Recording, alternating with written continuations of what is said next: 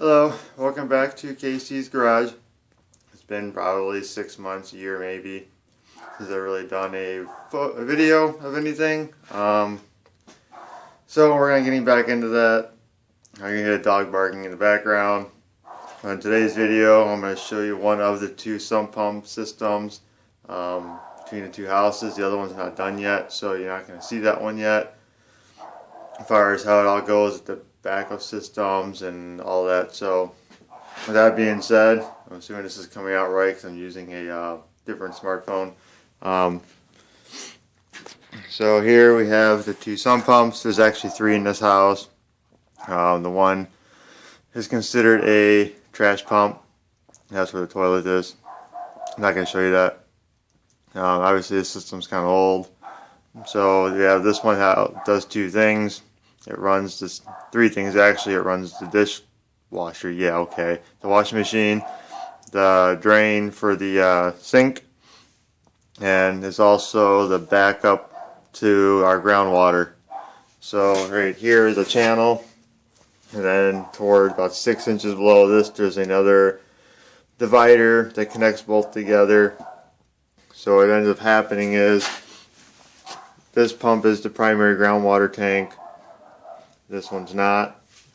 And so if this pump dies, it goes over into this one here and takes over. Or if the power goes out, this one will fill up and then go into this one by time. So it all comes up into two pipes. It goes into a Y pipe, exits out, and then goes into a drainage ditch that's probably 50 feet from here. You know, this is only, I believe, 1.5 inches. Yep, it's 1.5 inch pipe. Both these sump pumps have the slide up and down float. They are both rated for around 1,500 gallons per hour. So they move a lot of water. And then this is where the crapshoot begins, because both pumps have two wires. So it goes into this crapshoot. The lighting sucks over here. So that's why you can't see next to nothing. I can't really even see it in my phone. So this one takes you to the inside of this cabinet. And let's see what other one, this one also goes. Okay, so both these go into the cabinet. This orange wire, I don't even have a flashlight with me. Hold on. I need a different smartphone out here. Where is it? Sorry guys, hang on. Alright, so see all the wires. One runs the fan, two run the sump pump system. And so when you get over here, now obviously like I said, this one isn't as done as well as it could be. So you got the deep cycle AGM battery here. You can use any type of deep cycle battery. And then we got the power inverter here, and this one is a 2000 by 4000 watt.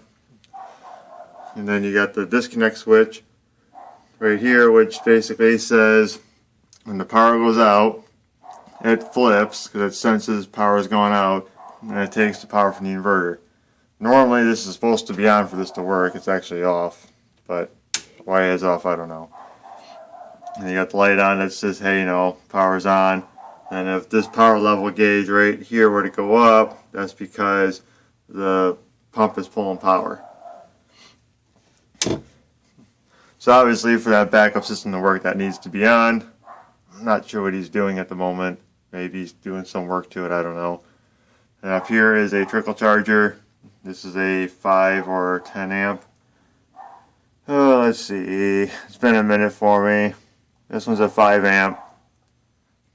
And that just keeps this battery topped off around the clock, no matter what.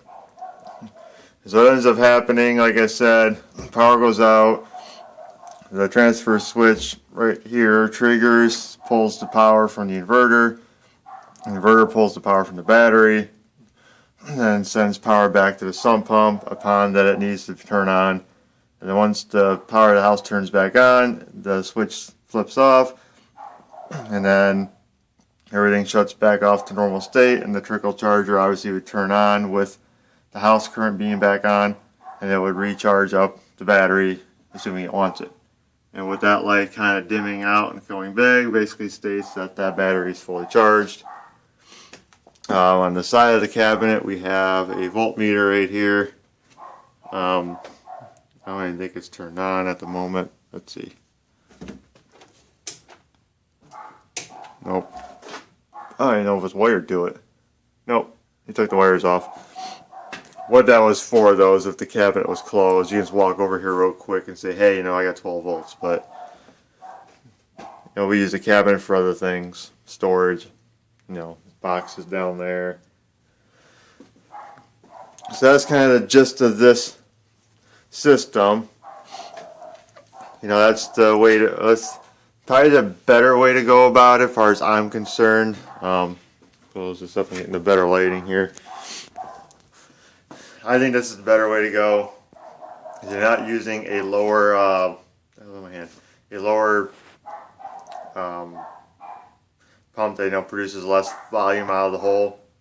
Where say the backup pump you buy, like Watchdog, is only good for 500 gallons an hour. Well, that might not be sufficient enough for your house, depending on your ground level problem, water levels. So we use our normal pump and just run it off of an inverter. Now the other house will be set up differently because the pump's outside in a hole that's 7 feet deep. So having all that stuff in the hole isn't a good idea due to water. So that one will have its float running, will control how the pump turns on and off. So we'll have it on a patio paver about 4 inches above the last pump, and that will allow it to turn on only when it needs it. And then the float on the pump will decide when it turns on and off instead of using a transfer switch.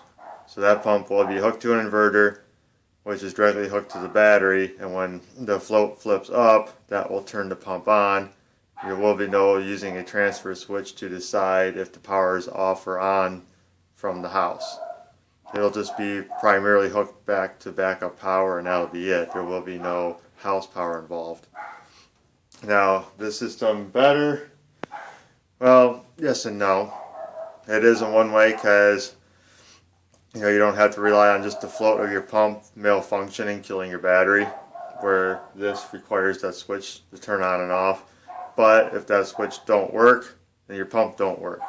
Or in that case, if the switch on the pump is working, it's going to turn on regardless. However, I will show a better video, photos, things like that of that system once it's in place. I haven't got that far. We just had the system put in a few months ago because the basement was taking on water and had a crack in the foundation that's probably 3 feet long. So we had Reliable come out and fix up the drains and all that. So that was their way of getting the water out of the hole, because my house does not have a French drain system or a perimeter drain. But I'll talk about all that later. So in all, that's pretty much how it all looks. Like I said, this is in a big cabinet, and then obviously all the wires look like that when you have all this stuff going on. You can clean it up a little better, but this is how we did it. Like I said, this was our system from years ago we put together. It could use some upgrades and cleaned up, and amongst other things. However, I am not getting involved in it right now. It works, so why mess with what works? So that's about it, and I'll show you what the other one can look like once it's completed. So thanks for watching. I'll see you in the next one.